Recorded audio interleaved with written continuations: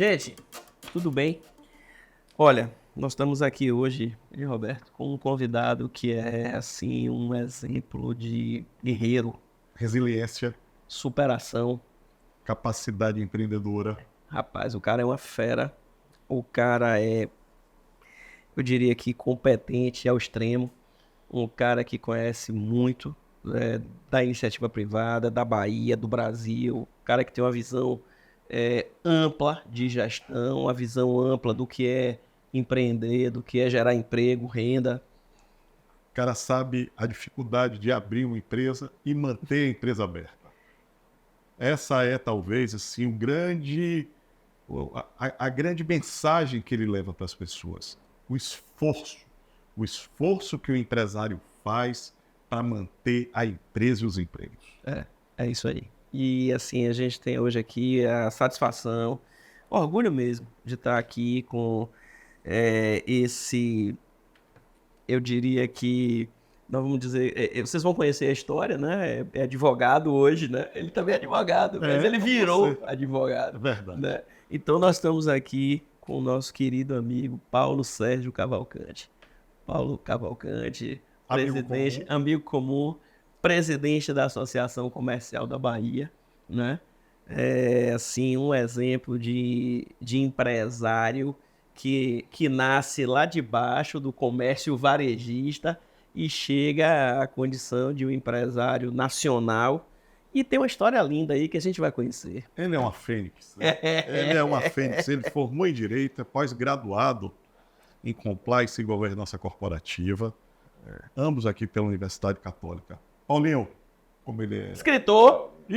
Olha! Aqui, ó. Rapaz. E aí? Isso é da minha conta? É da nossa conta, Paulinho? Então conta pra gente aí, Paulinho. É uma satisfação imensa dividir aqui esse espaço com você. CD é fantástico que vocês tiveram. Inclusive que lançaram na tribuna, na nossa casa, Associação Comercial da Bahia. Queremos agradecer. Foi maravilhoso. Pessoalmente agradecer. E eu fico feliz. Tá junto, como você falou, um papo de amigos mesmo. Né? Você falou o que é importante, é isso.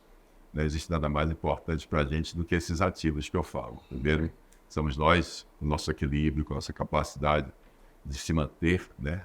Sempre buscando o que é melhor para nós mesmos, mas a relação, o ativo que a gente traz, são esses preciosos, né? Essa preciosidade, que é a relação que você faz de anos com as pessoas. Eu estou aqui muito feliz de estar dividindo com você. Paulinho, primeira pergunta. Vamos começar um pouco da sua vida. Você nasceu onde?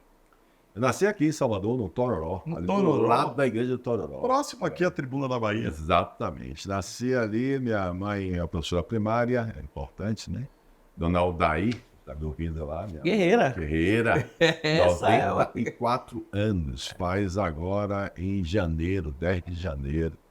É a filha mais velha de 13 irmãos. Ela nasceu aqui também? Ela nasceu em um vagão de trem entre Camaçaríssimos Filhos da Via Parafuso.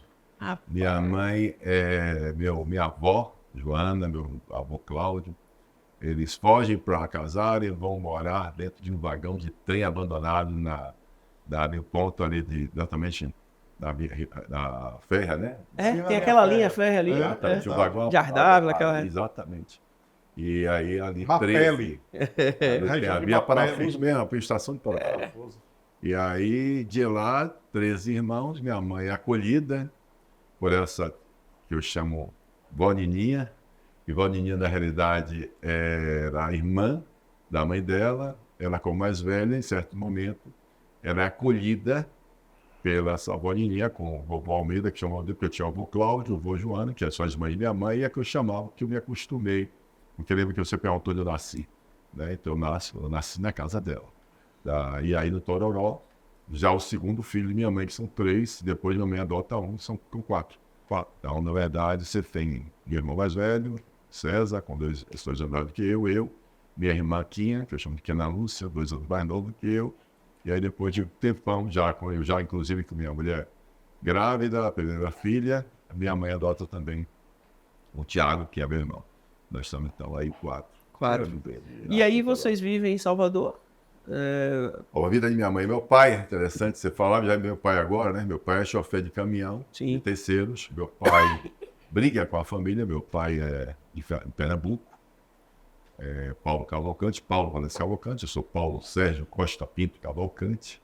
É interessante ter essa questão, que o Costa Pinto vem da minha mãe, a Montevideo Costa Pinto, meu pai é Valença Cavalcante, junto ao chofer de caminhão, de terceiros, briga com a família, sai foge de casa de Pernambuco e vem conhecer, nessa passagem aqui, minha mãe na praia da Placafó. Na praia da Placafó, né, Itapuã? Ali. Lá na Itapuã, é que eles se conhecem, se casam, e aí que nasce a gente. A vida, meu pai e minha mãe sempre foi de altos e baixos, aí começa a história do empreendedorismo. Meu pai de chofer de caminhão vira representante comercial, caixeiro viajante, no que meu mãe detestava, minha mãe professora primária. Como professora primária, ela começa a viajar para também ser professora no interior da Bahia. Né? E aí, antes dessas questões, meu pai consegue ir para Santos, para ser vigilante, porteiro da Petrobras. Minha mãe vai com o primeiro filho. No Porto de Santos? É, Porto de Santos. Aí de lá... São Paulo, né? São Paulo. Aí lá, minha mãe fica cuidando do meu irmão e toma conta, tipo babá dos filhos também, dos outros que saem e deixavam com minha mãe ali. Depois minha mãe e meu pai brigam, como todo casal briga. Minha mãe volta de novo para casa de minha avó Nininha, que acolhia ela de novo, já com filho. Meu pai larga tudo e vem atrás dela. Ela é transferida como professora para Paripiranga, interior da Bahia. Monta o armarinho, o espírito dela empreendedor está lá. Meu pai vai atrás dela de novo, então começa a trabalhar como representante comercial naquela região, em Paripiranga. Aí lá eu sou fabricado e veio nascer no Tororó, na casa da minha avó Nininha.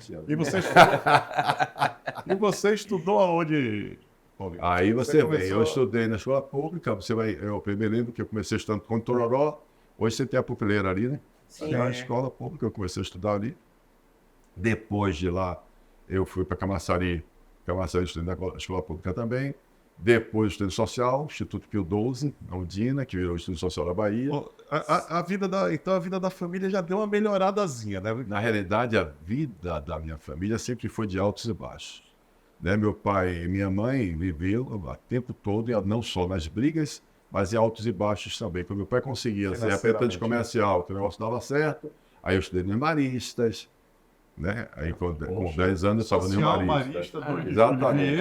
Aí na verdade eu Marista, estudei no Marista. Eu fiz a natação da Associação Comercial da Bahia, eu fiz EBEC. Então, quando melhorava o negócio, minha mãe colocava pista para judô particular, então eu virava qualquer filho de qualquer atividade normal de quem tem dinheiro.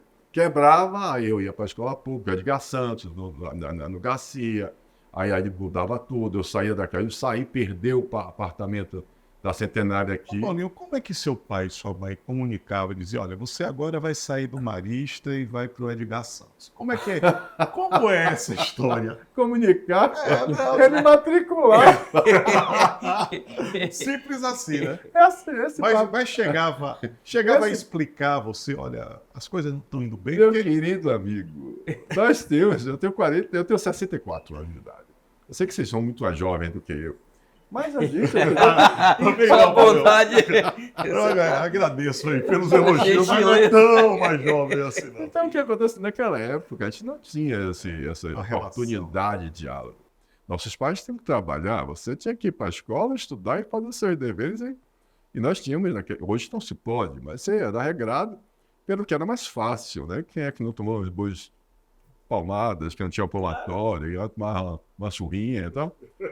Ninguém morreu por causa disso, né? Eu quero colocar claro que a gente hoje tem mais tempo de evoluir, de explicar as coisas aos nossos filhos, mas não. O interessante, a pergunta que você entendeu, eu fui morar no Parque São Paulo, né? Parque São Paulo, que quando minha mãe troca os terrenos pela empresa, a SACIL, né? A SACIL era Salvador Araújo Comércio e Indústria Limitada, até bom estar registrado, porque eram os ex-sócios da SACIL, que era uma fabricante de água destilada e solução de bateria. Botava. Aí eu tinha. Eu percebo, eu sei porque exatamente isso. Que se eu saí da Garibaldi, quando a Avenida Garibaldi, não era asfaltada. Tem o zoológico, ali atrás passava um rio, que você hoje não vê nenhum rio, mas é um rio. E tinha a Avenida Garibaldi, onde tinha uma aviação de ônibus, né? Que era Duran, e você tinha Vila Matos ali atrás. não era asfaltado, dentro de São João, onde hoje já tem a casa de Pulmonar ali. Morava ali.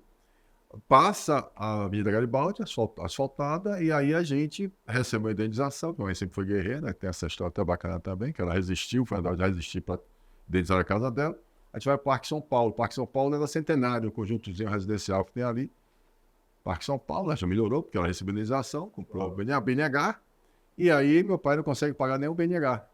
Aí sim, eu estou lhe contando. Então, quando o Sérgio Garibaldi foi em 1970, Copa do Mundo, tricampeonato brasileiro, nessa época que eu consigo ver uma televisão a cores, minha casa não tinha televisão nem a cores, e de repente, então eu sei disso, 11 anos, né? Aí eu vou lá para o Parque São Paulo, e ali minha mãe faz esse negócio dos terrenos com essa empresa. Então, 12 anos, que foi quando eu fui para os baristas, né? Admissão, quinto ano primário. Né? Que aí eu conheço pessoas maravilhosas, se você sabe, fui colega de uma opção de gente, tem as fotos do passado, fui colega de Ademazinho, Aistinho, a turma bacana, que foi bacana, e aí eu saio, né? Saio porque eu não consigo acompanhar os maristas, e vou, como eu falei, vou para Edgar Santos, que era o colégio público, aí você vai tocar o barco, e eu vou morar, meu pai entrega a chave do apartamento da Centenária, e eu vou morar no subúrbio. Aí, o subúrbio de Salvador, Brasil Gás, imagine, com 18 anos de idade, 17 anos de idade. E a empresa de seu pai e de sua mãe, quando é que ela começa a decolar? Exatamente, como é que vai começar? E como é que você entra nesse processo de trabalho? Onde é que você vai? vai? Sempre.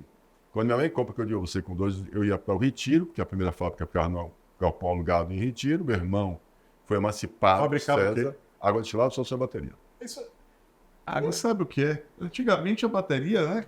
A bateria, a bateria do carro, Você tinha que abrir o capô, abrir aquelas rodinhas, as rosquinhas botar água da e bateria. solução para recarregar a bateria, para carregar. Aí hoje a bateria não era blindada. Não. Então, o que acontece hoje? Está aqui do seu lado uma máquina da xilografia. Ninguém usa mais máquina. Pois é, por isso que a gente está fazendo aqui na redação da Tribuna. Pronto. São 54 anos, né? 54 anos registrado aí. Maravilha. Dia após dia. E isso é espetacular, porque é aí que você começa a entender que a gente tem que estar sempre em evolução, em todos os sentidos. Perfeito. Não só no sentido industrial, no sentido de prestação de serviço, em todos. Qual foi a primeira vez que você disse, olha, se eu trabalhar, eu vou ganhar dinheiro? O que foi que você fez pela primeira vez? Rapaz, vamos lá. Isso aí é talento.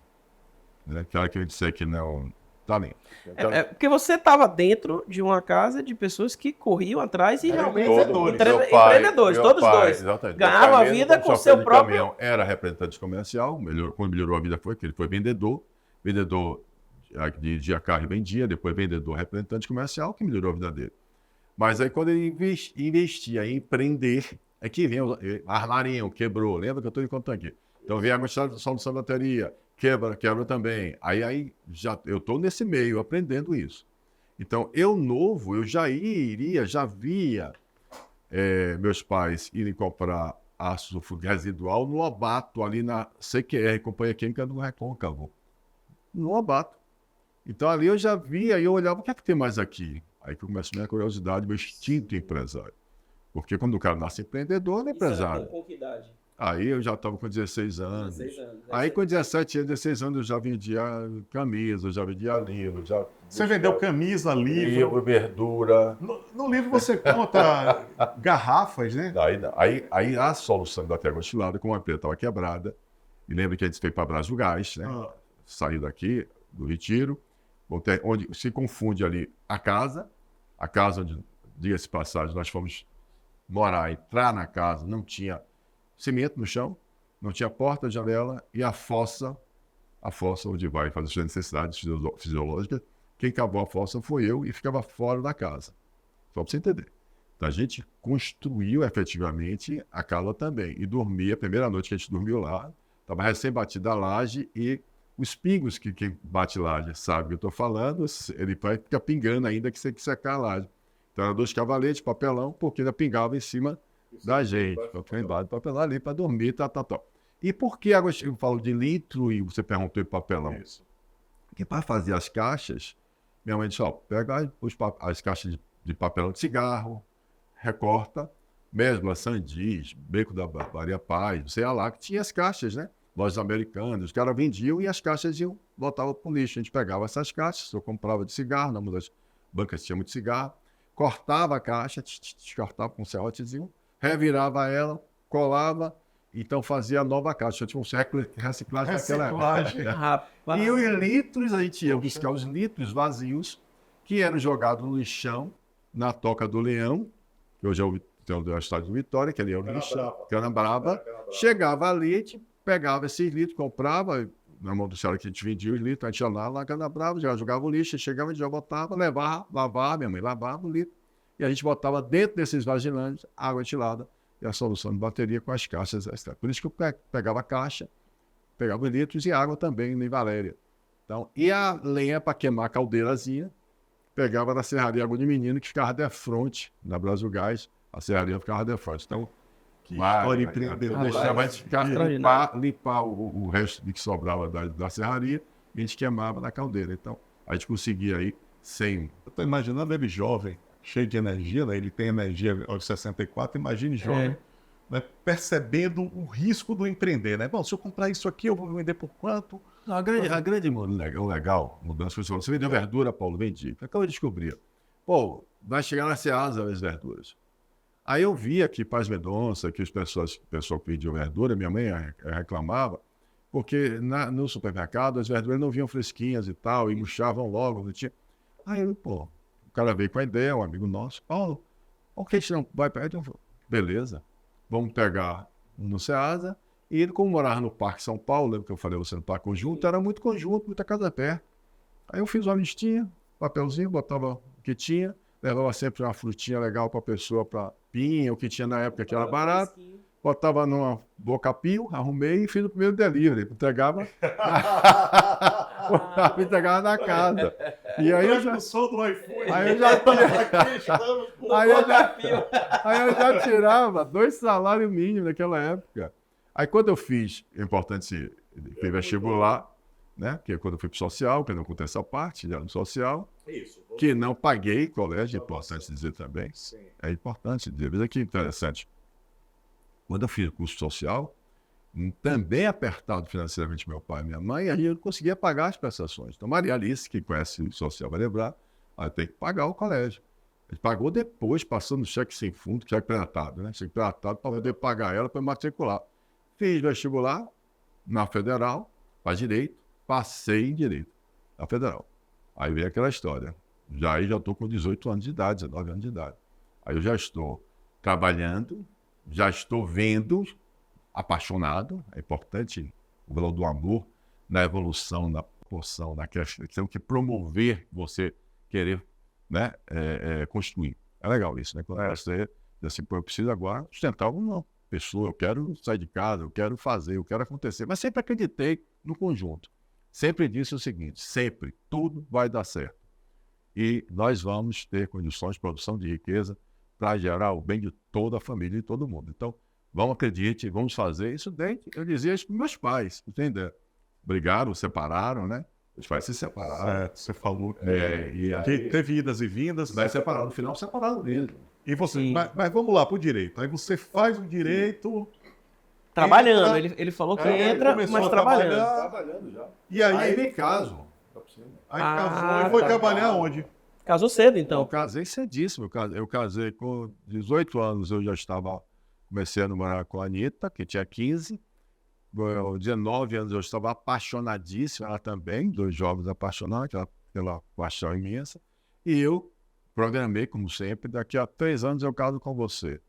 E eu não tinha nem entrado, quando eu prometi, eu estava exatamente entrando na faculdade e tal.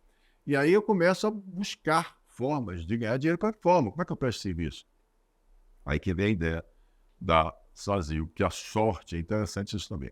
Quando eu falo sorte, claro que a sorte nunca me encontrou sem estar trabalhando muito, tá? Ou seja, sem estar focado no que eu queria. Mas o polo petroquímico de Camaçari, você está com a empresa de água destilada de solução de bateria, apesar da água destilada de solução de bateria não existir mais, acabasse o negócio, quebrou, você vê a oportunidade no ácido clorídrico, no hipoclorito de sódio, o polo de Camaçari, naquela mesma CQR que virou OPP Triquem, que depois vira Braskem, Então, esse crescimento do polo me dá a oportunidade de ver vários serviços. Paulo, uma curiosidade. E essa ideia química vem de onde? Essa ideia Porque química, você foi fazer direito. acabei de dizer para você que quando eu estava na fabriqueta de agroindustrial de solução de bateria, eu tinha que ir no Lobato buscar o ácido fúrico residual. Ele já percebia. Aí, quando eu chego lá, veio um cidadão, era um amigo do meu pai, que era maçom, laranjeira, e diz assim, que era do faturamento, me chama e fala assim, vem cá, se não a gente botar esse pouco de sódio, não, rapaz, isso não dá para fazer água sanitária, né, aqui boa, tia Lisa, água sanitária, isso dá para cuidar das piscinas, tratar a piscina e tal. Eu digo, como é? Isso tem 10% de clorativo e tal. Aí eu fui ver que o HTH tinha 65% de clorativo que usava nas piscinas, nos clubes e tudo mais. Ah, pronto. Fui para as piscinas, o iFood, lembra das verduras? Fazendo as piscinas, fazendo a construção civil, o ácido clorídrico. Aí foi tocar no barco, pegando os produtos. Aí veio o polo de Camaçari, pronto. Com essa oportunidade, imagina que um cara com a criatividade que já tinha nessa linha. O que é interessante, Perfeito. o interessante que você traz aqui é como uma política pública empreendedora, quando o Estado é empreendedor e implementa o polo petroquímico, ele oportuniza, Rapaz. né, oportuniza empreendedores locais também de poder estar na cadeia Produtiva industrial, e na cadeia vendendo industrial. e produzindo. E aí você vai e você se torna um grande empresário. Né? Aí você começa a abrir diversas empresas. Né?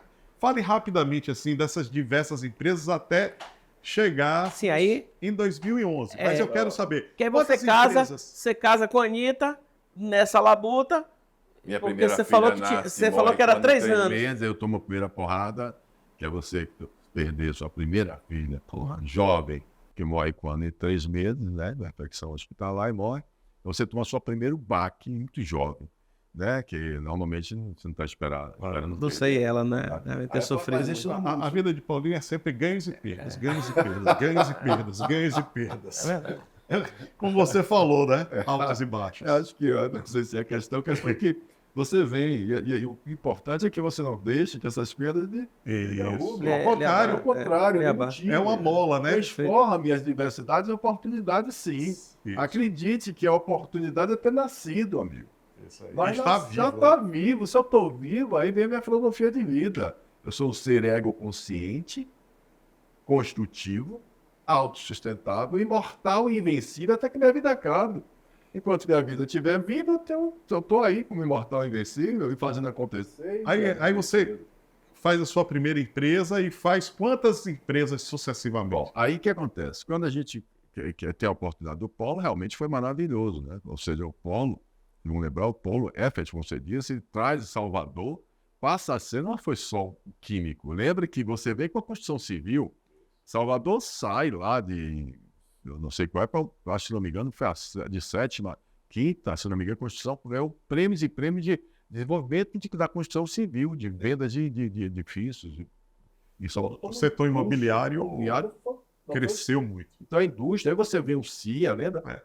Sim. O polo de Camaçari traz o crescimento do CIA, Por causa os dos salários do interior e várias empresas, lembra que era, né, Norquisa, Petroquisa, né? As empresas construtoras e tal, fazem aquelas parcerias do tripartite e começa a gente ter vários envolvimentos. Rodia, Smith Car, várias empresas internacionais vão entrando. Além disso, a gente tinha também, só para não esquecer, a ideia da perfuração dos petróleos, que foi uma conversa que eu vi até vocês terem aqui com o seu entrevistado maravilhoso, nosso amigo, querido amigo, em cada banco ele faz, né? Bahia não vai ter? Já tinha, né? Nós temos a refinaria aqui no nosso estado. Então, veja quanta oportunidade para um talento empreendedor que nasceu com a visão de querer empreender, vendo a oportunidade, que é aí que eu falo que você acabou de dizer muito bem. Ora, se você tem, o ser humano é assim, pessoas com essa capacidade de empreender, se a gente der uma oportunidade de ter a produção de riqueza, quanto mais riqueza, mais riqueza. E é isso que a gente tem que mudar, essa cultura, entender virtuoso a produção de riqueza, a produção de oportunidade, cresce tudo, né? Essa é a grande lance. Então, essa é a ideia da construção civil crescendo, a empresa da gente crescendo, como você perguntou, e como é que você fez? Essas oportunidades foram vistas. Então, a gente, além disso, a gente, bom, vem cá, porque aí vem aquela questão que eu vou contribuir com a sua primeira afirmação do Estado desenvolvendo a reprodução de riqueza e dando oportunidade aos empreendedores. Ora, eu pensei, olha, se deu certo aqui na Bahia, por que eu vou ficar na Bahia só? Aí vem o espírito empreendedor. Onde é que tem mais indústria, polo petroquímico? Tem em São Paulo? Tem no Rio Grande do Sul? Vou atrás. Por isso eu tornei a Sazil a terceira maior distribuidora de produto químico do Brasil. Ela chegou a ser a terceira maior. Terceira distribuidora de produtos químicos. Olha bem, coisa. Não como tipo combustível, não. Combustível é outra coisa. Produtos químicos corrosivos. Ou seja, Certo. o quê? Soda cáustica, sulfúrico, hiprócloro de sódio. Ela chegou a ter um faturamento de quanto? Ela chegou a ter um faturamento de R$1 bilhão de reais. Né? Na época era quantos milhões de dólares? Não, o dólar coincidentemente, o dólar naquela época Era quase paritário. era quando nós estávamos aí, não, eu lembro que o dólar foi quando o colo para 1, depois já está 2, por aí, alguma coisa, 1,75. Então, entre 500 Você milhões. diria que o polo petroquímico de Camaçari foi um divisor de águas em sua vida? A vinda Não, eu diria que o divisor de água da minha vida sou eu. Eu que sou capaz, nós que somos capazes de fazer as coisas. Não vamos transferir nenhuma responsabilidade. Nós estamos dizendo que o Estado pode contribuir. Mas o negócio... Mas essa oportunidade que o Estado lhe proporcionou foi O Estado da Bahia divisor de sempre águas? esteve aqui. E o Oeste Baiano sempre existiu aqui. Mas precisou vir do Rio Grande do Sul, né? Agricultores, para desenvolver esse maravilhoso mercado que sempre esteve aqui. Então, eu acho que o desenvolvimento iria ao contrário. O desenvolvimento, a educação, o desenvolvimento cultural, ou seja, a transformação de assumirmos as nossas responsabilidades, desenvolvermos, valorizarmos o empreendedor, o talento empreendedor, as pessoas que querem produzir, agradecer, aplaudir. Essa é a diferença. Eu diria que sim. Eu diria que a capacidade de empreender, nossa, e nós temos várias pessoas que são empreendedores, precisam ser enxergadas, valorizadas, aplaudidas, reconhecidas. Somos nós, quem tem capacidade de empreender, coragem de empreender, talento empreendedor, é que vai fazer um país próspero e rico. E os outros precisam também desenvolver esses talentos, ter a oportunidade para poder também sentir o sentimento de pertencimento e unidade, por exemplo, uma pessoa jurídica. Né? Mas não vai chegar, fica à vontade. Mas o alavancador disso foi o polo, foi o que você colocou aqui. O Polo de Camaçari não foi o Polo de Camaçari, surgiu a oportunidade de um jovem, vamos lá, você vai ter a resposta bacana essa, de um jovem lá com 19 anos de idade que sequer tinha uma formatura, tinha um curso superior, porque não acabou. A gente não falei, mas eu fui jubilado. Eu não terminei o curso de direito. Não, eu não tive curso de direito, eu fui jubilado. Eu não lembro que eu falei. Trabalhando, casado, com problema familiar e tal, eu larguei a faculdade. A empresa crescendo, ganhando dinheiro, eu larguei a faculdade, então eu não fiz curso superior. Eu fui desenvolvendo, você entendeu agora? Ou seja, é um self-made man. aí você vai desenvolvendo, exatamente, você vai construindo a sua empresa. E com a certeza absoluta, eu não tinha competência para gerir, para ser CEO de uma empresa tão grande quanto eu estava construindo. Eu diria assim, esse autoconhecimento fez com que eu fizesse o quê? Me cercasse, contratasse pessoas formadas, pessoas competentes, eficientes em cada área, que suportasse o crescimento que eu estava promovendo, que você estava promovendo. Para a nossa companhia.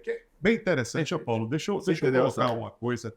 Essa coisa que o Paulo fala é bem importante, porque ele trabalha muito com a consciência do empreendedorismo. Na verdade, o empreendedor não é a oportunidade que procura o empreendedor. O verdadeiro empreendedor vai encontrar a oportunidade. Ele vai... Não é isso, Paulo? Ele vai encontrar. Agora, cabe ao Estado, certo? À sociedade, às instituições, criar um ambiente para que este sentimento empreendedor ele avance numa velocidade maior. Mas que ele vai encontrar uma forma de empreender, ele vai. O Estado, ele está aí, assim, ninguém faz nada sozinho, né? Mas o Estado, ele está aí para contribuir. Ele não pode ser o que vai atrapalhar. A gente não pode ter a impressão que acontece hoje, né? O que acontece? Porque nós temos um índice de informalidade maior do que a formalidade. Porque quando você vai fazer essa pesquisa, se aprofunda dela, e já tem pesquisas feitas, Ele diz o seguinte: não, eu vou me formalizar para quê? O Estado vai me destruir, eu vou ter meu nome sujo. Paulo, isso você Só está tem que falando. ajudar e não atrapalhar o empreendedor. Eu tive agora com o pessoal da Febraban, eu e o presidente Albano, conversando, e aí todo mundo falou que o Pix, quando chegava no Brasil, né, quando foi criado, quando foi criado no Brasil, ia acabar a questão dos bancos. Os bancos iam perder muito dinheiro. Sabe o que aconteceu? A quantidade de atividades bancárias saiu de 80 bilhões para 180 bilhões e 11 milhões de pessoas foram bancarizadas. Ou seja, o Estado fez um movimento que facilitou o empreendedor, a pessoa física, que as pessoas diziam, não, mas ninguém quer ir para o banco. 11 milhões de brasileiros entraram nos bancos. Hoje você vê a Gorjeta em Pix. Não, ou seja... Tá sem dinheiro? Passa um Pix aqui para mim que tá tudo resolvido. O Estado é empreendedor também, que é outra questão. Um dia a gente vai falar muito sobre isso, Paulo. Talvez até escrever um livro, O Estado Empreendedor e a Empresa Social, certo? Mas eu acho que você sempre trouxe essa visão. Mas vamos voltar aqui para a sua vida, que sua vida é maravilhosa. Aí você monta essa empresa, a empresa cresce, se torna a terceira maior empresa do Brasil. Você tinha a empresa Aquaceb, você tinha a transportadora, logística, você tinha muitos negócios que a gente já criava junto. Então era um grupo empresarial, como eu falo. E aí? Aí teve um dia que esse castelo aí você cai. Vai em 2011 com a intitulada Operação Alquimia. Né? Aí vem, exatamente, já que você quer fazer o corte, não sei quando que vai fazer, mas exatamente isso. Exatamente. Quando você chega, quando você já está lá, quando já estou lá. Que anos? 2011. Nós estamos em 2023. 12 anos. 12 anos. É brincadeira. 12 anos e os reflexos continuam, né? Mas ande bem que você vai entender. 12 anos, 2011. Imagine que eu tenho 64, você tire 12 anos, eu tenho com meus 52 anos de idade, já imaginando aquela época, fazer a sucessão. Meu filho, você sabe que eu tenho um filho talentosíssimo, né? Que é Paulo Júnior, Paulo Bernardo Pandel, né, que toca o barco todo, lá em casa empreende, graças a Deus, Dita, Tati, todos. Então, o que acontece?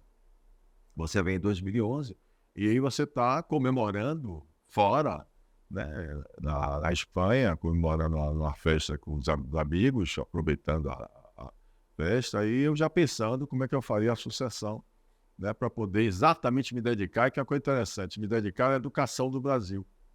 Eu e Jorginho Freire, filho, Jorge Freire, que o secretário vocês conhecem, nós tínhamos a Humanidades, auditor, e nós tínhamos um sonho, e temos, de, poxa, Paulo, a gente acreditava, só que acreditava uma forma, depois eu explico por que mais primária, de querer achar que a educação salvaria o nosso país. A educação não vai salvar o nosso país. E aí, o que a gente vai fazer? Vamos se dedicar a isso? Vamos. Então, eu vou fazer a sucessão e a gente vai tocar o barco e vamos se dedicar à educação. Então, já pensando nisso, imagine. E aí vem a Operação Alquimia, que vocês sabem demais, que eu sou o tsunami de erros, os erros, piores erros que até hoje em dia que a gente já assistiu o Estado cometer, que é dizer que eu tinha 23 bilhões de reais na minha conta, que eu sou líder de uma organização internacional, eu, meu irmão, mas outras pessoas, internacional, e destrói mídia, Fantástico, capa de vídeo, Brasil inteiro. Quantos funcionários você tinha? 1.250 só sozinho. Meu Deus. Fora os e as outras empresas? Aí tinha a transportadora, a transportadora tinha, mas não. Total dava... Isso aí mesmo, deu 2.000 e poucos funcionários. Imagina, 2.000 famílias. 2.000 famílias. E a gente teve destruído, tudo isso destruído, e foi destruído. Foi destruído porque, não é brincadeira, me prenderam. Eu fiquei 5 dias preso com a prisão temporária. Os outros ficaram até 10 dias presos. Para você verificar o óbvio, que eu não devia sequer, nem tinha lançamento tributário definitivo. Ou seja, eu nem tinha uma discussão tributária. Minha empresa era auditada, minha empresa era óbvio de passagem. Marcelo, Tanto é que foi descoberto isso, esse inquérito policial foi trancado, já transitado e julgado, e colocando como constrangimento evidenciado. Ou seja, tudo isso aí, mas não adianta. A gente, efetivamente, é o que eu chamo de autocanibalismo estatal. O Estado destruindo o próprio Estado, destruindo o suporte de receita o estado da Bahia, pelo menos de impostos de ICMS. É brincadeira. É o Estado tentando justificar a atividade dele através da destruição do próprio Estado. Faz o link com o que eu falei. Os órgãos controladores fiscalizadores sendo hostis. E eles, então, destruindo as sedes de arrecadar, inclusive pessoas que arrecadam. É isso que eu chamo de autocanibalismo. Você destruir o erro, né? Porque o erro é inerente ao ser humano, não é inerente da instituição nem a pessoa jurídica, né? Paulo, eu me lembro muito bem que eu encontrei logo depois de você no aeroporto de Congonhas. Verdade, eu agradeço muito o apoio. E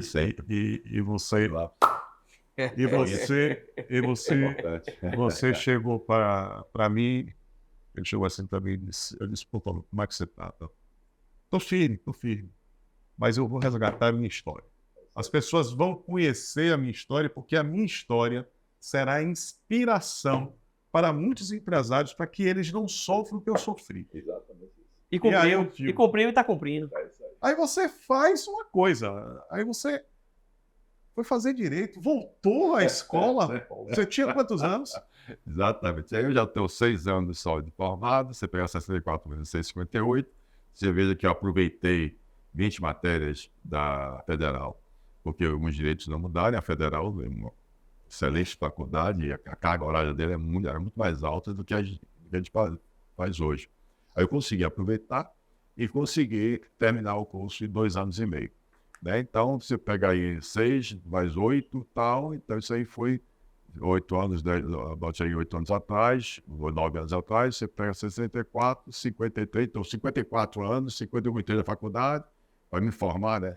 Assim que para 55, eu estava na faculdade, com 55. Aí você faz o direito para se defender e também começa a pensar em promover a consciência cidadã empreendedora. A ideia, como eu tinha dito a você, quando fui jubilado, faltava 7 matérias só para me formar. Eu tinha uma noção, sim, do que é direito. Perfeito. Né? E o que acontece? Como a questão minha era exatamente o inquérito policial, era prender o cidadão com sonegação fiscal, dívida fiscal, e não foi só estender isso à sua família.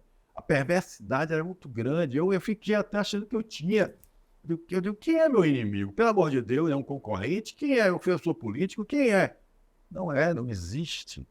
Né? Que a primeira reação que a gente tem é de revolta. Eu pensei assim, caramba, Claro. Eu vou matar esses caras. Quem é que tem que fazer uma perversidade comigo? Mandar fazer minha mulher, meu filho, meu irmão, mulher, vai virar minha mãe, mexendo com todos os princípios meus, minha família. Se mexendo com seu filho, sua mulher, com você, o que é que vocês fazem?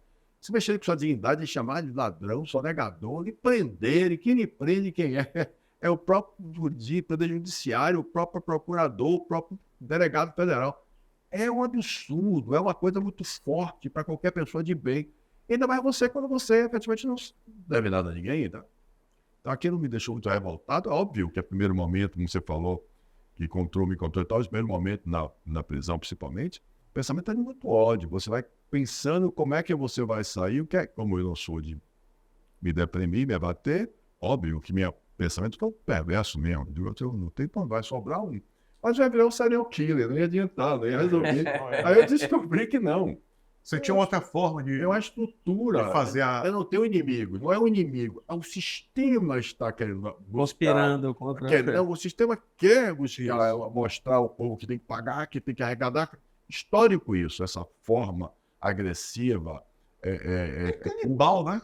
Exatamente, canibal. Então isso aí, canibal, exatamente, isso aí fez com que eu disse, não, peraí. Mesmo Estado que dá oportunidade, destrói. Mas não é Estado, o Estado não deu oportunidade. O fato de ele botar o Pólico, mas quando ele falou, eu enxerguei, muita gente viu o Pólico, todo mundo viu o distribuidor de químico, como você falou, claro que não. Você tem uma formação em química, né? Então, você vai vender verdura, vender o que for, o cara que faz atacadista, supermercado e tal. O que não se pode é se perder o que está na Constituição Federal de 88, né? A pessoa jurídica tem função social.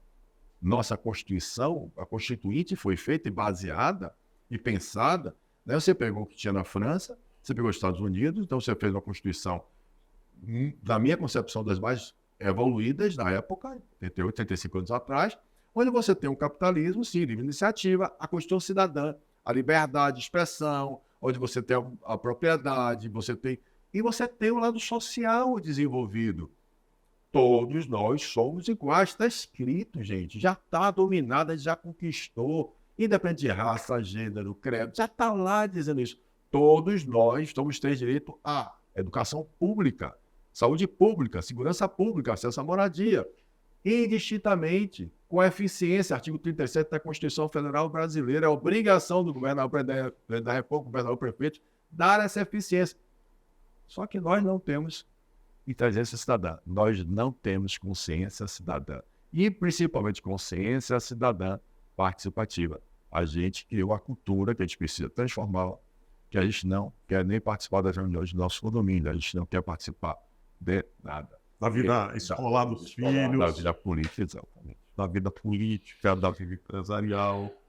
Mas aí, Paulo, você entra nesse turbilhão. Turbilhão, boa. Né? É um turbilhão, né?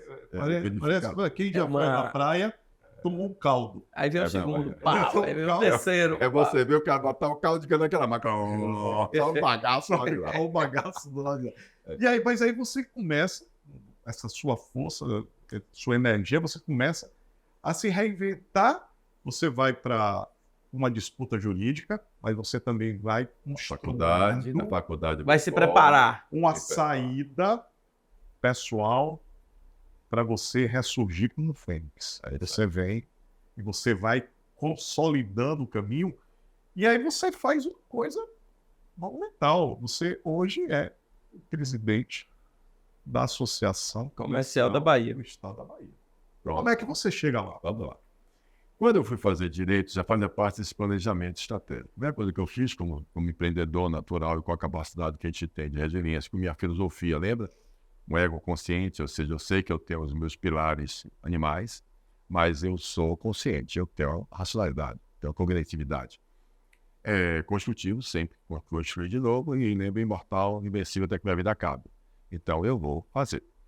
O que é que eu pensei quando eu saí da Paulista ali, quando os bancos puxaram meus tapetes e tudo mais? O que é que eu vou fazer? O crédito derrete. Ah, meu Maria. Os amigos vão embora, o crédito derrete. Você, o cartão de crédito, o meu cartão de crédito, sem dever um centavo a ninguém. Ninguém. Ainda na Espanha. Quando eu passava a pagar, bloqueado. Bloqueado. Bloquearam minhas contas bancárias, não só minha, da minha família toda, da minha mãe, da minha irmã, das pessoas próximas a mim. Foi uma perversidade muito grande, bloqueiam tudo. Porque o seu patrimônio você não pode vender, mas tem que manter ele. É uma coisa absurda. E o pior é o seguinte, eu fiquei 2 anos com todos esses patrimônios bloqueados. 2 anos, com 250 caminhões de equipamentos, sem poder vender, sem poder rodar. E tendo que pagar a prestação do caminhão. Para não perder. E aí, claro que aí o sistema fica mais bruto ainda. Asfixiado. Mesmo eu voltando, mesmo quando eu já saindo, mesmo eu juntando no auditório do hotel, chamei a imprensa, todo mundo, fiz uma apresentação de mim que não tinha dívida. Mesmo mostrando a todo mundo, viajando pra caramba, mostrando, gente, tá aqui, eu não devo, não sou sonegador, tá aqui minha auditoria, foi uma empresa auditada, tal. Mesmo tudo isso sendo dito, não. As pessoas realmente ficam com medo, porque existe uma presunção de verdade da imprensa. E aí é importante a gente entender que a gente precisa sempre ouvir os dois lados, e eu tive até essa oportunidade. Por isso eu fiz um documentário que está no livro. Eu fiz um documentário, né? Do documentário, onde está lá 26 minutos, eu explicando toda a operação Alquimia. Por isso que eu fiz a Fundação Paulo Cavalcante. Eu disse que ia fazer, vou fazer a Fundação Paulo Cavalcante, vou fazer uma certificação para a defesa da função social da empresa, vou chamar a atenção da classe empresária, das associações de classe empresária.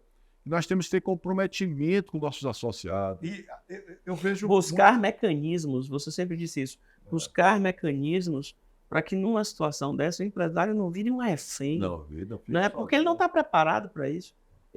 Nenhum empresário está preparado para enfrentar uma situação dessa que ver o mundo desabar. O empresário que monta seu negócio e contrata um advogado criminalista? Nenhum. Você não imagina, não. O que você traz também, que eu acho bem interessante, é quando você faz um reposicionamento sobre a atividade das instituições que são empresariais. Eu acho que esse é um diálogo que você começa a manter. Você faz 2 diálogos, um diretamente com o empresário e o outro com as instituições que representam os empresários. O papel do empresário, da empresa e dessas instituições. Vamos passear um pouquinho. O que é que você tem conversado com os empresários? O que é que você está conversando com as empresas e o que você já está fazendo na associação comercial? Na verdade, você tem uma trajetória porque você, nos primeiros 4 anos, você foi vice-presidente. Né? E você já começou a fazer um trabalho, você já estava focado nesse propósito. Né? E aí você... Como eu falei. Esse trabalho toma uma dinâmica tal e um destaque tal que Paulo acabou sendo o candidato natural à sucessão de Mário. E chegou, inclusive, como candidato único à sucessão. Consagrado, e presidente da Associação Comercial da Bahia, e tanto sem Conselho Superior, nenhuma, você faz parte, nenhum questionamento. Pela executiva. Né? Ou seja, eles queriam dar essa continuidade, e eu vi a necessidade, sim, de dar continuidade, porque faz parte do meu planejamento estratégico. Né? É o que eu digo. Eu tenho um planejamento estratégico. Eu tenho que sei exatamente onde nós vamos chegar e como é que eu vou transformar o nosso país. Pronto. Agora, o que é que você tem falado para os empresários? Vamos lá. Os empresários, o que eu tenho dito é o seguinte, quando a gente divide, quando a gente tem um setor de indústria, um setor de agro, um setor de comércio, e a gente vai dividindo assim, tal, transporte, a gente termina focando, claro, nas necessidades óbvias do segmento, mas nós temos um direito supra-segmental, está acima, como nós temos um direito suprapartidário. O cidadão brasileiro, nós temos, está na Constituição Federal.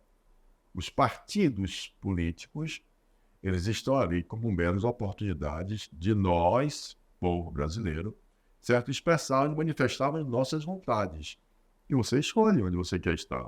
Acreditou mais nessa vontade, daqui para papapá. Mas ele não é supra, ele não está acima do poder do povo, da Constituição Federal brasileira. Ninguém está acima da Constituição Federal. Ninguém. Nem os 3 poderes, judiciário, executivo e legislativo. Por isso que eles têm que andarem harmônicos e contributivos, eles têm que serem pilares exatamente da nossa república, da nossa democracia, nosso Estado democrático. Né? Então, veja bem, esta ideia de supremacia é que eu chamo a atenção dos empresários. Gente, quem tem função social neste país somos nós. Independente do segmento, indústria, comércio, serviço, nós somos o provedor de pagador de impostos, provedor do bem-estar social, da geração de pleno emprego. Nós precisamos ter voz. Nós precisamos se conduzir. Nós somos fração ideal desse país. Nós temos que ser ouvidos nesse condomínio chamado Brasil. Você não pode, efetivamente, ser dominado ou ser passado por cima, ou seja, deixando apenas que a classe política representativa, certo? Ela exerça e diga como é que a gente vai viver. Então, consciência cidadã participativa. Vamos ocupar nossos espaços que a Constituição nos deu, nas escolas públicas, pais e mestres, nas comissões mistas, no conselho do SEBRAE, no conselho das entidades que nós temos nos conselhos, onde tiver meio ambiente, orçamentário. Vamos participar do orçamento da cidade, vamos para do Estado, vamos olhar o que está acontecendo no nosso país. Nós temos que participar. Cidadão brasileiro precisa. Ah, Paulo, mas é difícil, e educação, Paulo? Temos que educar. Aí eu faço até depois vou falar com você, a provocação que eu faço às professoras. Quando eu estou na escola pública, vocês veem aí, vocês vão olhar e estão vendo, pô, o que é que Paulo está falando na escola pública, da ligação, na escola pública, está pô. Voltei para a escola pública, fazendo na Assembleia Legislativa, os primeiros alunos de primeiro e segundo semestre da FTC, ele está lá dando o livro dele, distribuindo na Constituição Federal para os caras. Qual é do Paulo? O trabalho não é um trabalho focado só na classe empresarial, mas a classe empresarial precisa estar unida. Ela precisa entender. É que ela tem que estar unida e participando. Exatamente, independente da sua obrigação, independente do seu segmento, indústria, tal, mas a gente tem que estar unido, a gente não pode ir. Que é um negócio que meu amigo o Antônio diz que é interessante. A gente vai conversar com o vice-presidente ou com o secretário. Aí vai lá, o representante da FIEB, representante do comércio, representante da FIEB, não, desculpa, da Confederação, vou botar assim, que é melhor. Para não ficar. Aí todos aí, em vez da gente sentar antes, conversar antes e dizer assim, olha, a reforma tributária vai ser assim. Nós vamos dizer, X% vai ser pago por você. Não. A gente vai lá e começa a querer parecer que a gente está defendendo o nosso quião. Não, tem que jogar nas costas de um. Não, tem que jogar nas costas do outro. Não, tem que jogar... Não tem. Quem tem que decidir como vai ser e dizer para o síndico do condomínio, nós estamos aqui propondo a você de forma contributiva e harmoniosa como nós vamos administrar e tornar competitivo o nosso país. Com todas as razões que se tem. Essas discussões precisam ser discutidas, muito debatidas, primeiro conosco. Da parte daí de criar um consenso para que a gente ajude o Estado. Até decidir por nós. Percebeu? Até que ele dizer, pô, já que vocês estão assim achando bom, parou a confusão. Vamos fazer essa... Mas interessante você falar isso. É interessante você falar que outro dia eu conversando com uma pessoa que conhece muito a história aqui da Bahia, ele disse assim, que a Associação Comercial qual você é presidente, que foi fundada em 15 de julho de 1811. É a mais antiga. A mais antiga. Mas das Américas. Ela é a mais antiga. Aí ele falou uma coisa interessante que você falou. Separação, né? Indústria, comércio, plural, setorial. A associação comercial não existia essa separação. Ou seja, quando ela foi criada, isso é interessante. A visão não era segmentada. Não. Era uma visão global. Não tinha, né? Porque não tinha essas estruturas. Essa segmentação. Então, Paulo... industrialização. Aí ele chega com esse discurso da instituição que fundou esse pensamento. É estratégico. Que é essa fundação desse pensamento. Sim, aí você vai e você começa a atividade dentro da associação e se torna presidente. Quais são os seus próximos passos como presidente da associação? O que é que nós estamos fazendo já? Primeiro, não sei se vocês perceberam, eu já ampliei. Não existe ambiente próspero para nenhum empresário, certo? Sem ter as bases, né, da nossa população também em condições de consumir, de melhorar a sua própria vida. A gente não pode achar que o assistencialismo, que é fundamental, olhe bem, assistir. Lembra que eu contei aqui da minha mãe, né? Ela foi acolhida, né? Por uma tia, acolhimento, ela foi assistida, acolhida, mas depois ela fica em gratidão, fica grato. Lá em casa nunca deixou de 3, 4, 5 camas no meu quarto para acolher. Lembra dos 12 irmãos? Os filhos daqueles irmãos dela que passavam necessidade, ela vinha para cá, para minha casa, e também deu oportunidade de estudo, e ficava lá em casa. Sempre. Eu nunca fui só eu, meu irmão, né? Adotou a pessoa para ele. Não, sempre foi assim. Então, olha bem, nós estamos falando de acolhimento. Assistência é uma coisa muito pontual. Mas vamos voltar para a questão. Então, a Associação Comercial da Bahia, ela vira e diz o seguinte: olha, a primeira coisa que a gente tem que fazer, começa a promover esse pensamento.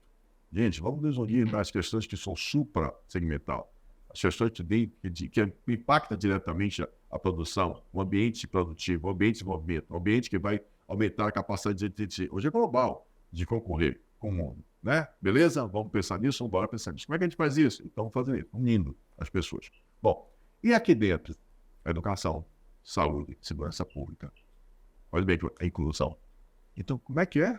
Se a associação cria um núcleo de educação, núcleo de segurança pública, núcleo de saúde pública, núcleo de inclusão social, e depende do micro e pequeno empresário. Por que, Paulo? Porque eu quero, de forma harmoniosa e contributiva, me aproximar do Estado para dizer, olha, a segurança pública impacta diretamente nos meus restaurantes, nos meus bares, impacta diretamente no nosso desenvolvimento, no nosso Estado, no turismo do nosso Salvador, impacta diretamente no... Então, essa questão, como é que a gente ajuda o restaurante, bar, o sítio de combustível? Eu quero pegar esse gancho. A gente está discutindo muito isso lá. Tem alguns custos que vão mudando na trajetória empresarial. Tem alguns custos que crescem. Hoje, o custo de segurança para você manter a sua estrutura empresarial viva, ele começou a ser impactante. Porque no orçamento. Plano de saúde, educação. Plano de saúde. Se você tivesse uma educação... Duas perguntas que eu sempre faço. Se você tivesse uma educação eficiente, formação, quer ter essas escolas técnicas. Nós temos Ou seja, o empresário tem que participar desse diálogo da construção da política. Porque vai economizar o custo dele também. E vai promover a vai sociedade. promover a sociedade de segurança, o desenvolvimento. Quando você não faz isso, você não está olhando uma coisa. ESG. Vocês me perguntaram sobre isso. ESG está na moda, olha. O cara perguntou de propósito. Essas letrinhas de tal. Chegou agora, estava participando da Associação Brasileira de Recursos Humanos. Mil pessoas, e essas 1.000 pessoas, 95% são mulheres. É bom falar, ESG, né, é uma estratégia de gestão onde o empresário tem que olhar o meio ambiente, a governança e a área social. Boa. Perfeito, é isso aí. Obrigado, Paulo, professor. e aí dentro dessa... você quer concluir algo? Quero concluir assim. Eu quis dizer o seguinte, eu falei pro pessoal, disse, olha, velho, pelo amor de Deus, cadê o ESG? Cadê o recurso humano do nosso grande empresa chamada Brasil? Quantas empresas brasileiras podem gozar de ter um recurso humano? Se nós temos 95% das empresas brasileiras que são micro e pequenas empresas, não tem nem departamento pessoal. Quem cuida mesmo do negócio dele é o próprio dono da empresa. Se nós temos uma informalidade de metade do Brasil, do posto de trabalho brasileiro, metade. Isso é IBGE. Certo? Fundação de Vargas.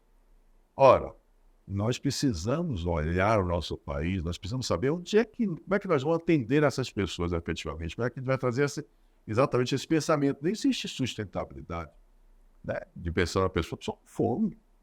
Nem você pensar no meio ambiente, o cara não tirar, não matar um peixe, não pegar uma lagosta fora da época, não pegar uma árvore, o cara passa necessidade. A coisa mais importante de sustentabilidade é a dignidade humana. Então, é da nossa conta sim. E aí é da minha conta reflexões sobre a consciência da participação. É da nossa conta. A gente precisa ampliar a nossa visão. A gente precisa ter inteligência cidadã. Mas pergunte, desculpa. Nós estamos chegando no final. Né? E... Uma pena. É uma pena. Se botasse uma menininha aqui no agosto, eu não queria que acabasse. Ainda mais com você dois. A gente tem agora, a gente vai fazer algumas perguntas que a gente chama do direto ao ponto, mas antes disso, pau na máquina é a característica dele. Todo mundo conhece quando pau na máquina. Tem até uma chave, aquele post-itzinho que ele bota. Mas antes da gente entrar aqui no ponto a ponto e você fazer a sua mensagem final, eu queria fazer uma pergunta aqui que eu tenho certeza que o nosso ouvinte, nosso espectador, telespectador, com certeza ele... Porque hoje você assiste no celular, assiste na televisão, assiste... Né? Aí você não é só mais o telespectador, né? O multidiálogo. É um diálogo em todas as plataformas. Todas as plataformas. É um diálogo é por aí. Todas as plataformas. Então, assim, e aquele empresário com aquele olho de tigre, aquele empresário, né, que hoje se dedica a essa defesa da função social da empresa, da conscientização e tal, não empreende mais? Como é que você também ataca a parte da iniciativa privada? Como é que você fez depois que você estudou direito e tal? Em primeiro lugar, eu sou empreendedor nato. Se você cortar aqui, vai sair lucro, riqueza, dinheiro. E, claro, prestando bom serviço, com integridade, com honestidade. Decência, isso mesmo. Decência, não precisa. Ninguém precisa ceder o errado. Entregar o que vende, né? Ninguém precisa ceder o errado para você ganhar dinheiro e ficar rico. Eu estou aqui. Se eu tivesse um detalhezinho do jeito que passaram a peneira da operação alquimia, na vida toda, eu não estaria aqui hoje. Não estaria botando a cara para desafiar, para falar e para ser super partidário, para dizer quando está certo ou errado, sem medo nenhum. E não tem. Essa outra pau na máquina, essa outra característica minha. Né? Eu estou certo. Eu acredito exatamente na nossa Constituição Federal Brasileira. O agente tem direito para isso. Eu sei os meus direitos. Meu escritório funciona. Acaba com ser advogado. Funciona. E eu trabalho. Nós estamos lá com 6 advogados dentro do escritório, ganhando dinheiro. Às vezes querem desconsiderar a pessoa jurídica para poder pegar o dinheiro.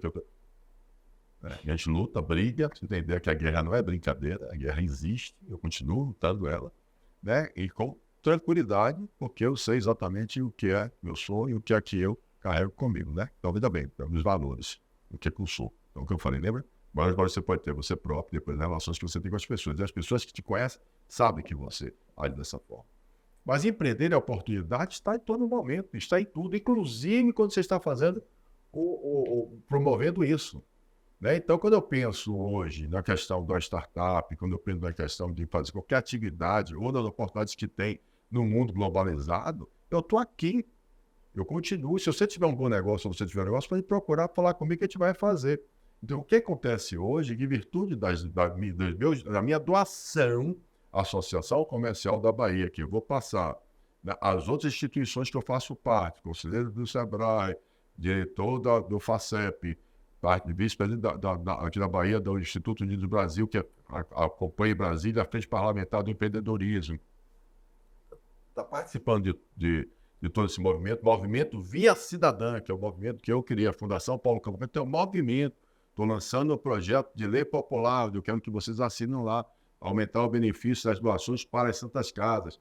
Tudo isso para exercitar a democracia participativa, trazendo a cultura para que o povo comece a entender que eu posso transformar o ambiente meu, eu posso participar das coisas que eu mais necessito. Will continua pau na mão. Empreendendo. Empreendendo. Então, sim, não parei de empreender, nem para fazer bem. E aí tô tocando minha vida e fazendo acontecer. Não vão faltar oportunidades de produzir mais riqueza e trazendo bem-estar e contribuição social e função social para o nosso país. Bom, então vamos lá. Vamos direto ao ponto. Né? Você acredita que até aqui são respostas curtas, 2, 3 palavras então e tal, e a gente toca. Então vamos lá. Papá. Ping-pong. Ping-pong. Então, assim, você acredita que até aqui você fez boas escolhas profissionais em sua vida? Total, absoluta. Qual foi o maior desafio que você enfrentou? O maior desafio que eu enfrentei até agora foi, sem dúvida nenhuma, a Operação Alquimia. A Operação Alquimia, efetivamente, foi tudo que eu não acreditava. Como é que o cara direito, honesto... Minha mãe dizia, meu filho, ande certo que você vai ter do seu lado a polícia e o direito, a justiça. Foi o que me atacaram. Então, foi muito difícil você ser atacado, injustiçado, exatamente por aquelas pessoas que você ia contar com quem, então? Eu tive que contar com o que eu acredito. Ainda bem que minha filosofia dizia, meu irmãozinho, aqui é você. Entendeu? Eu sempre acreditei nisso. É por isso que eu consegui me refazer e estou aqui. Você sente saudade de alguém que se foi? Saudade, claro. Eu vou sentir saudade das pessoas que eu amo, né? Meu pai morreu muito cedo, 64 anos. Minha filha, Paulinha, morreu com 1 ano e 3 meses. Eu sinto saudade, sim, das pessoas que nós estamos aqui. Mas eu acho a morte natural, super natural. A morte faz parte. A gente vai ter, todos nós vamos chegar no momento. Direito, o que a gente tem que fazer é potencializar os nossos bons momentos, como esse aqui. Eu estou aqui, acredito, quando entrei aqui para conversar com vocês, eu estou potencializando como os dos bons momentos da minha vida. E eu faço isso sempre na minha vida. Você acredita em Deus? Tem religião? Vamos lá. Me explicaram uma coisa que foi interessante, é agnóstico, que chama, ajudei. É quando você sabe que você tem a sua religião própria, porque então você acredita, e é uma questão delicada, porque se você perguntar, você acredita num Deus da Igreja Católica, um Deus da Igreja Metodista, um Deus da Igreja Curda, um Deus do indiano, um Deus não sei o que lá, um Deus do índio. Não. Eu não acredito que você tenha uma outra pessoa. Eu digo, não vamos transferir as nossas responsabilidades para um Salvador da Pátria. Não existe um Salvador da Pátria. Agora, eu acredito na energia e eu acho importantíssimo, fundamental, que todos tenham, sim, a sua fé. Acho fundamental que tenham. Agora, veja bem, no meu caso específico, certo? Eu acredito nas pessoas, eu acredito na energia, mas eu não acredito especificamente, agora acho importante, eu acho que poucas pessoas é confortante ter fé. Então, tenham fé, acreditem nos seus deuses, mas, pelo amor de Deus, não dê muito trabalho a eles. Assuma suas responsabilidades, não transfira para ele. Faça a sua parte, que também está lá. Você tem que fazer por onde merecer estar vivo, porque você teve a oportunidade de nascer. O que lhe tira do sério, Paulo? O que me tira do sério? Essa foi bacana. Não é muito difícil, não. Essa foi ótima. Por mais que pareça ser, pô, o cara tá... Não é, não. Esse é um desafio que eu tenho comigo mesmo. Já falei isso, eu vou melhorar. Eu vou melhorar, que eu preciso melhorar, entendeu? Mas, efetivamente, tem horas que eu preciso controlar o meu próprio instinto, que é o instinto também, natureza, para que a gente possa sempre se manter equilibrado. Um lugar que você gostaria de voltar? Rapaz, por incrível que pareça, o lugar que eu gosto sempre de voltar aqui eu tenho um lugar onde eu passo meus finais de semana, que é aqui na casa de praia que eu tenho. Eu tenho uma vontade Cantinho. de não sair de lá, mas eu tenho vontade de falar. O repouso do guerreiro. Adoro. O que lhe motiva? Aqui, olha, Salvador, Barreto dos Santos, Bahia, Brasil. Eu tenho orgulho imenso de ser brasileiro. O que lhe motiva? O que motiva? A vida, a oportunidade de viver. O que me motiva exatamente os desafios. Eu sou viciado em superar desafios. O desafio é brincadeira, dificuldade, desafio.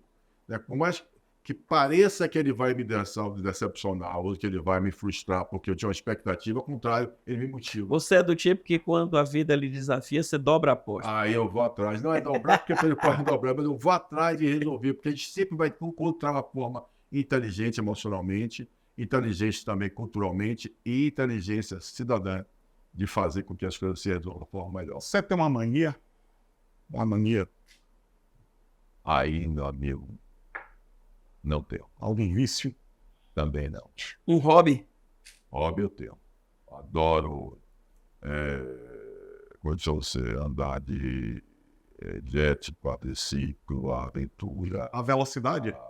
A velocidade mais não, né? Porque a gente está chegando a certa idade e a gente toca o barco. Mas a gente gostava, na verdade, era da brincadeira, da aventura, de você estar aí brincando, se divertindo, né? Um sonho? Meu sonho? Na realidade, eu digo, a realização, né? O sonho é a gente fazer com que, efetivamente, o país adquira, transforme a sua cultura e faça ter uma consciência maior de cidadania, né? Que a gente tenha uma educação no nosso país, que a gente comece a assumir as nossas mãos. O Brasil merece. O país merece estar melhor. Qual é o legado? Muito polarizado. A gente precisa acabar com essa polarização. Qual é o legado que você quer deixar para a sua família? O legado que eu quero deixar para nós, né? Porque a nossa família somos todos nós. Se você falar polarizar, eu acho interessante, vai ter aquela que você vai buscando no mundo, as mudanças que tem, né? A genética, quando você vai ver, todo mundo tem uma ligação com o outro. Aí, o legado que eu quero deixar é exatamente transformar isso aqui num lugar melhor para se viver. Não existe aquela história de céu ou inferno. O céu e o inferno é aqui. A gente precisa entender que a gente precisa transformar isso aqui no melhor lugar. O céu tem que ser transformado por nós. Não vamos ficar pensando em ser bonzinho para depois que ir para um lugar melhor. Não, a gente precisa transformar aqui. Porque aqui vai ficar a nossa eternidade. Nossa eternidade está nos nossos filhos, nossos netos, aí das pessoas. Porque a gente vai. Mas nós vamos ficar através nossas descendentes, as pessoas que vão vir aqui, eles merecem que a gente lute por eles. Como as pessoas lá atrás lutaram pela gente também, a gente não sabe, mas lutaram pra caramba pra gente estar aqui até hoje. Maravilha, estamos chegando ao final, né? Eu quero deixar um testemunho, viu, Paulo, para você. Roberto, não sei se você sabe, acho que você não sabe, acho que pouca gente sabe. Eu conheci Paulo depois de uma discordância. Foi. Existia uma discordância. Minha mãe. Já sabendo. E aí uma pessoa intermediou, ligou para ele. Vocês conversam? Masqueróis. Nosso amigo Masqueróis. Vocês conversam? Eu falei, a gente conversa, não tem problema. Aí a gente sentou e conversou e resolvemos a pendência. O diálogo. Então, rapidinho, assim. Então, assim, é uma coisa que eu sou testemunha, Paulo, que você é uma pessoa do diálogo. Você é uma pessoa do bem. Maravilha. E eu sou capaz de atestar isso em qualquer lugar nessa terra. Obrigado. Porque a gente, há 20 anos atrás, exatamente. né? Antes de tudo isso. Derrubou meu amor. Eu com ela não, velho. Minha mãe foi sozinha. Ela sozinha. Essa velha é doida. Você vai conhecer. E aí tudo se resolveu no diálogo, na amizade, no respeito. E aí fica a amizade que daí pra frente a gente virou amigo. Exatamente. Eu sou do meu amigo aqui de carnaval. É isso aí. É isso aí. Eu gosto muito, muito também. Carinho que você tem por pessoas. Uma satisfação. Toma aí. Viu? Uma felicidade, né, Roberto? A gente ter recebido aqui Muito obrigado, Paulo. esse Eu bate-papo. queria Paulo. deixar aí meu nome, o nome de Marcelo, uma lembrança Ô, meu amigo. para você. Que maravilha. Colocar lá. Adorei. Eu vi que no início do programa ele olhou, a nossa tinha nome, né? A dele não tinha, ele olhou, eu vi que ele olhou. Fala mais. Obrigado, meu. Pronto, aí você vai lá, você vai colocar na sua mesa de trabalho. Com certeza. E agradecemos muito a sua presença aqui, amigo. Foi muito bom, foi Aí maravilhoso. também, se você quiser depois também prestigiar, ou homenagear, dar ao professor que vocês quiserem também, o livro e a coisa, está à sua disposição, Valmir Bela Cidadã. Bacana. Valeu. Foi um prazer. Prazer por todo mundo. Estamos juntos aí. Sempre. Obrigado pela oportunidade a todos vocês.